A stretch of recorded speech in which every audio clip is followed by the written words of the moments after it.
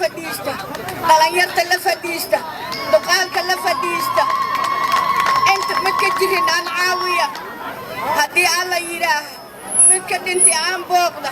haddii alla yidhaaha gabadha alla agoonlayda aan booqda haddii ilaahay yidhaaha midka curyaankii aan booqda midka waayeelkoo cidda fadhiya aan booqda gabdhaha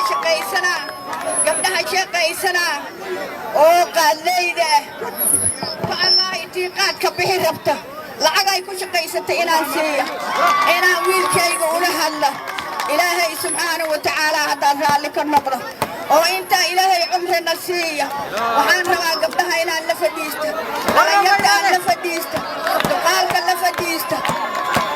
waxaan idin leeyahay wiilkaas arkaysaan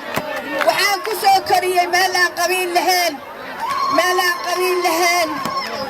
oo ogaadeen ajuuraan dagoodiya ay fartoo yihiin yaan ku soo koriyey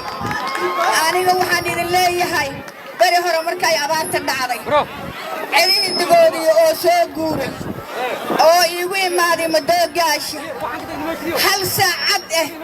hataa way la yaabeen cumar xaaji waa la yaabay hal saacad aan 8 jiif aan siin u diri anigoo dhaqaaqnay fadhiga iigu wada imaadeen iyo 5 kamatiye celihii sidii iidada ay ku barbaxeen aniga qabiil malihi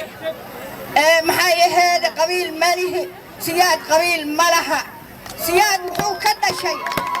raayaroo lagu shuufoodo cid yaroo lagu shuufoodo uu ka dhashay siyaad oo la yidhaaha midamaal oo magac leh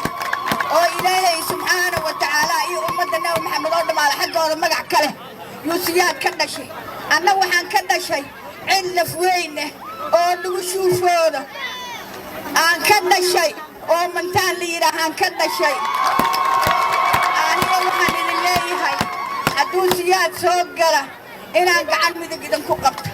haddii ilaahay raalli ka noqdo oo ilaahay cumrigaana siiya siyaad haddii ilaahay yidhaaha waa nin dalka iyo dibaddaba ka shaqeeya hayada uu keenayaa NGO uu keenayaa